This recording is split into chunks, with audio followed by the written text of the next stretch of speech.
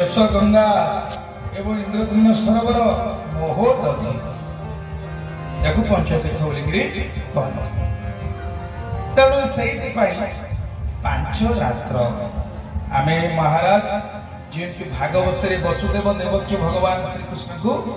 प्रकट करैले रामायण रे कौशल्या गर्भर भगवान प्रकट हेले केते लोक पचारती जगन्नाथ बापा किए किए जन्म देले मन में प्रश्न आसो सी जन्म हेले रामचरितमानस कहुई राम जन्म के हेतु